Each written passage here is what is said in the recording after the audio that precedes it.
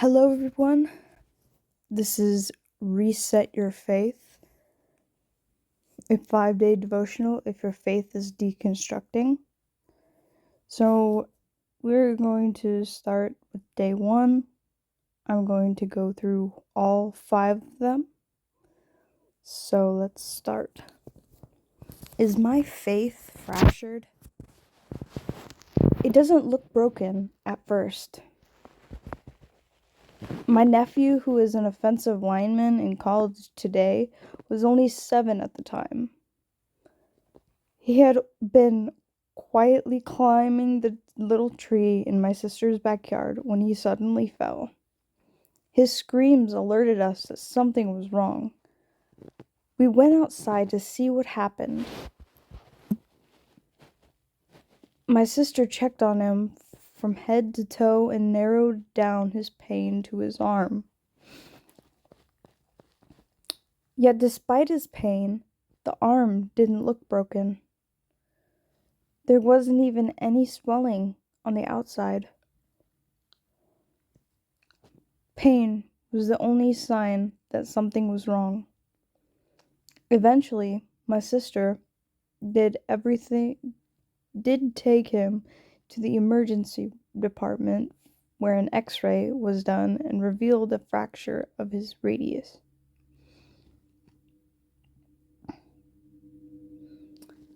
He was in a cast for 6 months waiting for healing to take place. Most Christians whose faith is fractured don't look broken on the outside. They show up to church and say all the right things. They go through the motions. They look normal enough that the signs of their fractured faith are easy to miss. Yet much like a fractured bone, it's the pain in our souls that alert us that something is wrong. Pain is an interesting phenomenon. People deal with pain in a number of different ways. Some cry at the first sign of pain. Others stoically hold their tears back and act like nothing's wrong. But ask anyone who is hurting, pain is the first sign that something is wrong. When it comes to deconstruction of your faith, pain is your clue to pay attention. Don't fall to the temptation to ignore your pain. Resist the temptation to numb your pain with what feels good. It's easy to become cynical and apathetic.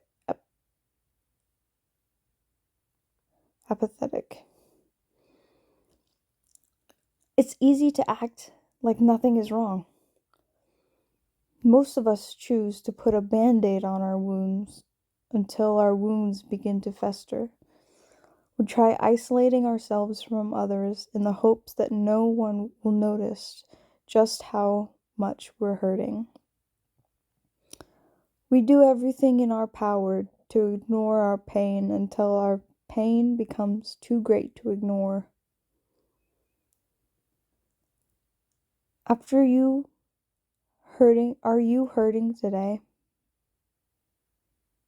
Pain may be the first sign that your faith is deconstructing. Follow your pain and see where it goes. Is your pain drawing you closer to God? Or are you wondering where God is in your pain? Is your pain causing your heart to grow harder or become more tender? If there is a fracture in your faith, the first thing to do is to figure out exactly where it is broken and to help you and get the help you need for healing to take place.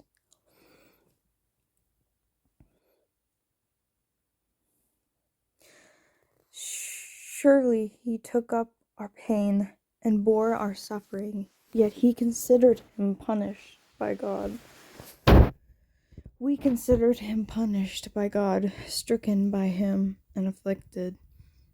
But he was pierced for our transgressions.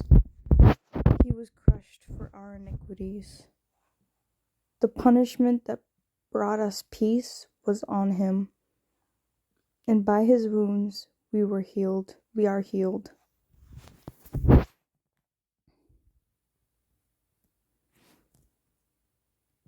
Day 2 of a 5-day devotional, if your faith is deconstructing. Devotional. How did I get here?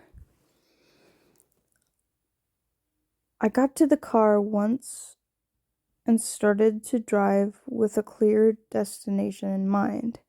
My GPS stopped working along the way. When I finally stopped, I noticed that I was in a place I did not recognize. A place I had no intention of going. My only choice was to try and figure out how I had gotten to the place to begin with. So I turned the car around and drove back along a road that had gotten me into my mess. It was only retracting my steps that I found my way back home. Sometimes you have to go back in order to go forward. When you're dealing with the pain in your soul, it is essential to figure out how you got to the place you are in. What led to the fracture of your faith? So did you get to the place of your pain? Disappointed expectations are far too common in the Christian life. Your life wasn't supposed to turn out this way. Your faith was supposed to help you through the pain. God was supposed to turn things around in your life. Instead, God feels far and your pain feels deep. Or maybe it's God's people that have let you down. You didn't see it coming. You opened your heart to them and trusted them. You never imagined that they would hurt you this deeply. Yet you find yourself on the outside of your church family, half filled with shame and half filled with pain, wondering why God let them get away with it. Or maybe it's your dreams that are shattered. You long to serve God and bring him glory. You tried your best, but it wasn't enough. It just wasn't enough. It never seems enough. You don't have enough time. You don't have enough money. You don't have enough opportunity. You don't have enough energy anymore to pursue the dream that now feels a lifetime away, and it hurts. Or maybe it's your own failure that causes you your pain. You tried your best to live a godly life while everyone around you talks of transformation. The only thing changing in your life is the weather. You can't get yourself to do what you tell yourself to do. Your life is one hidden sin after another. You know your hypocrisy and hate it. Yet nothing you've tried to do has made a difference.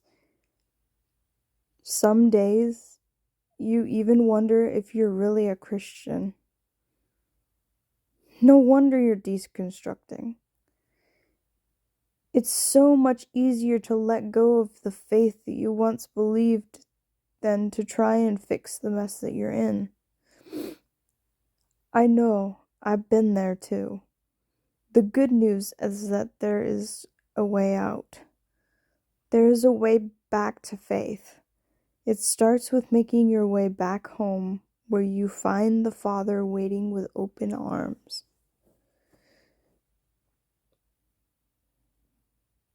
So he got up and went to his father.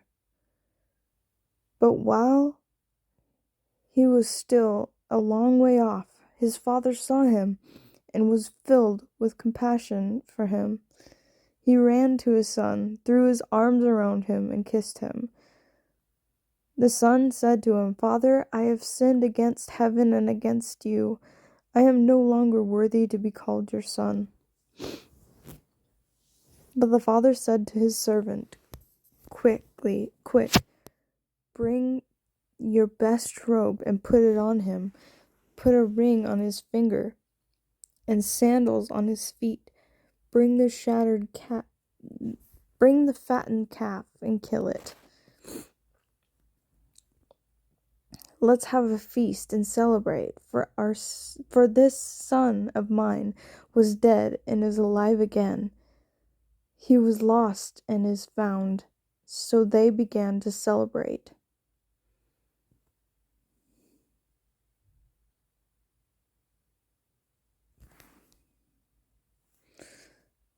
Day 3 of Resetting Your Faith.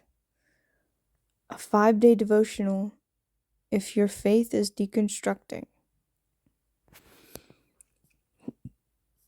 Is it possible for me to go back to a place of real faith? I never thought I was one of those people who would struggle with their faith. I never imagined I would ever be tempted to quit the faith. I assumed that if I started well and did all the right things, life as a Christian would be smooth sailing. Over the years, I've wanted to quit my church.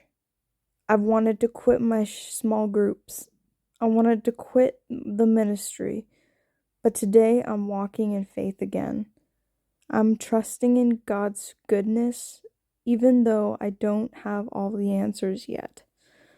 Fractures only cause permanent deformities if they aren't treated correctly, but under the right kind of care. Every fracture can be reset and healed beautifully. And every faith that has deconstructed can be rebuilt into something stronger. You're not stuck in your painful circumstances.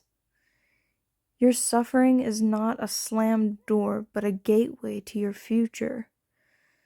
Your pain won't always rule your life.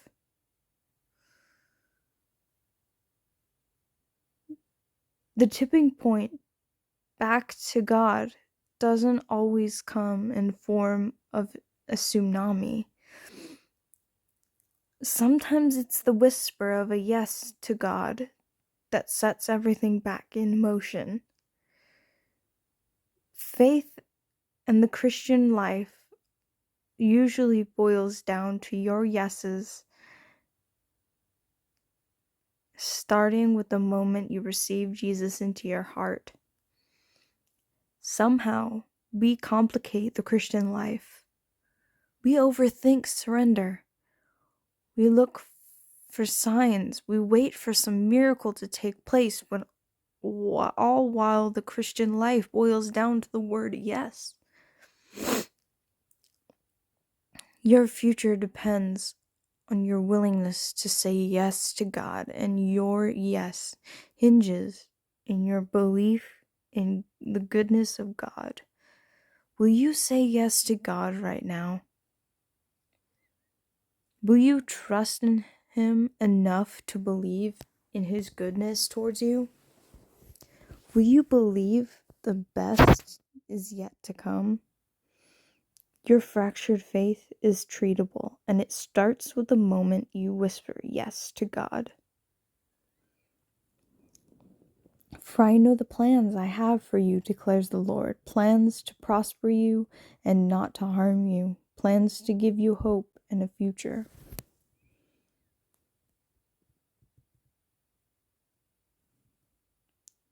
Day 4 of Reset Your Faith,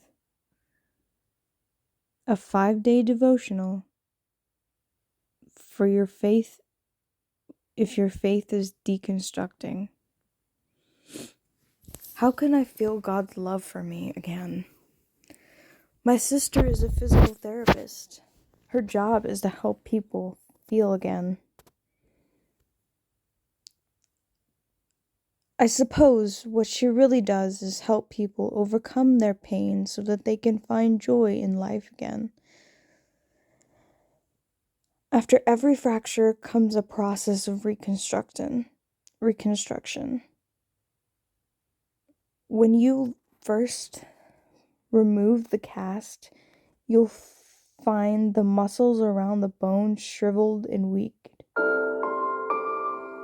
The longer the cast is on, the more dramatic the effect on the muscle. But even though given enough time and attention, healing is inevitable. For the longest time after my faith fractured, it felt as if my soul was in a cast. You could call it a dark night of my soul.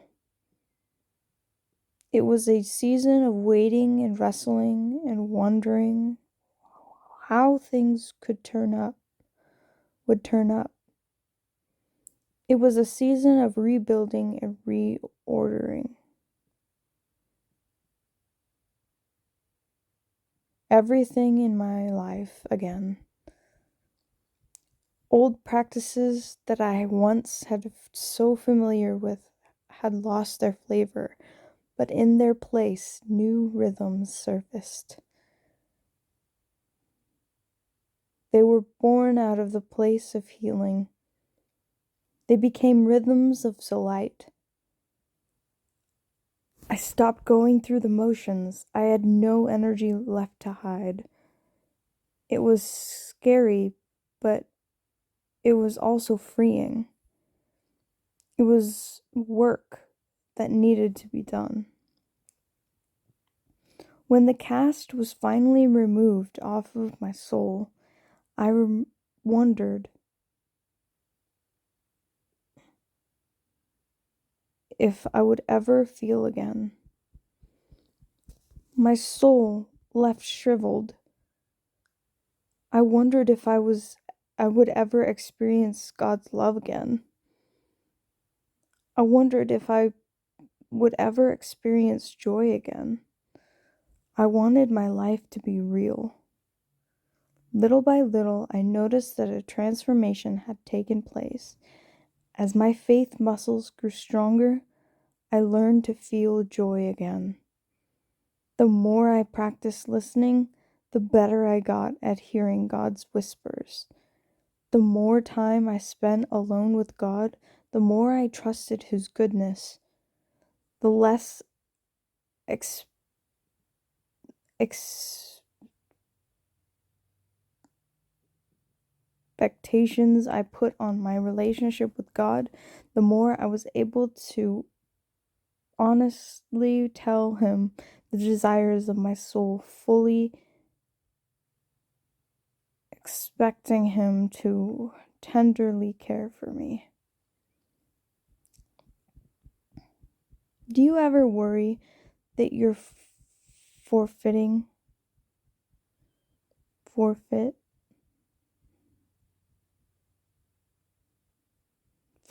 the right to experience God? Do you worry that you've gone too far and that you are past redemption? You couldn't be further from the truth. We spend so much time thinking that we're supposed to find our way back to God. Yet freedom and joy are born out of understanding that it is God who has already found us His way to us. God is waiting for you with an open arms. Isn't it time to run into His waiting embrace and experience his deep love for you once more. But God demonstrates his own love for us in this: while we were still sinners, Christ died for us.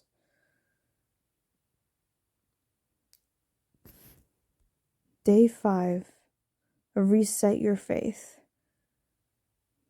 A 5-day devotional if your faith is deconstructing. Can I trust God's people again? But what about God's people is it possible to trust them again? Is it possible to trust them again?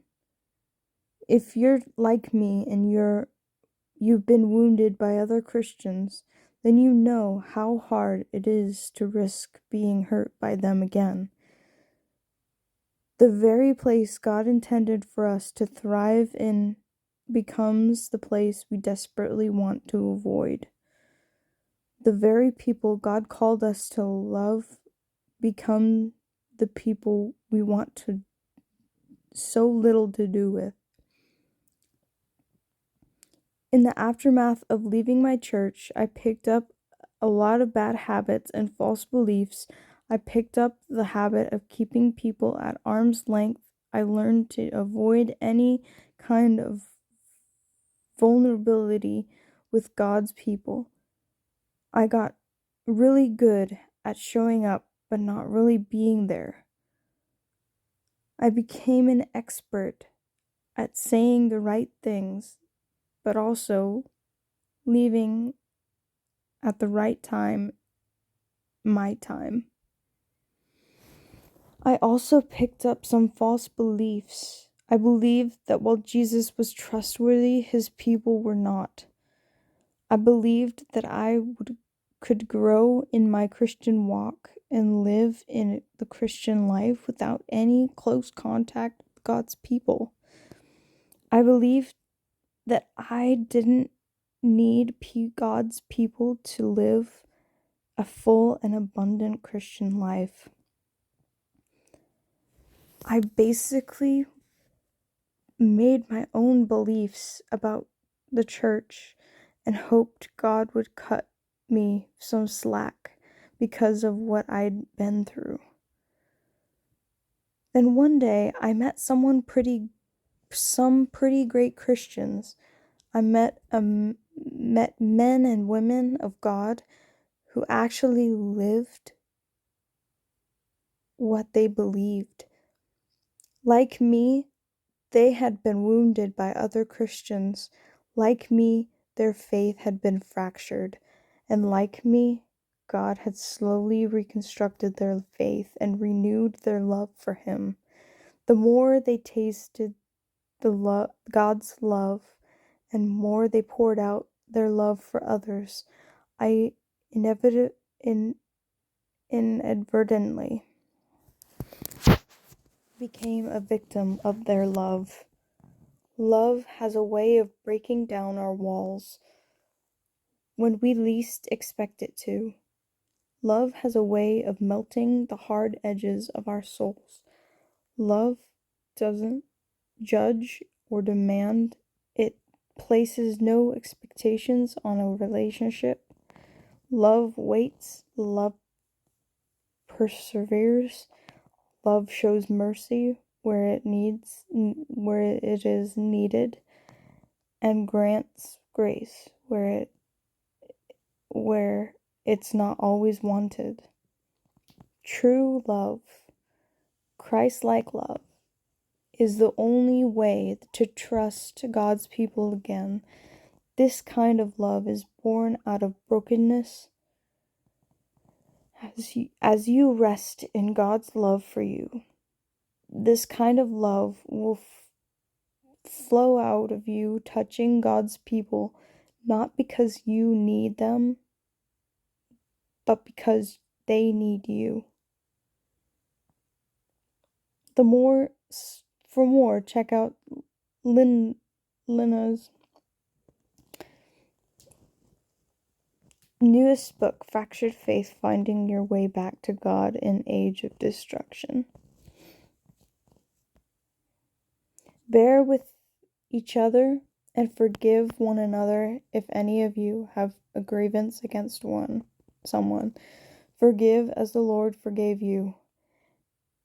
And over all these virtues, put on love, which binds them all together in perfect unity. Let the peace of Christ rule in your hearts since as members of one body you are called to peace, and be thankful. Alright guys, thank you guys so much for listening to this book, or this lesson plan. Thank you so much for being here and listening, and I just pray that God will help you reconstruct your faith, and that you would go and learn something from this. Alright guys, God bless you and have a great day.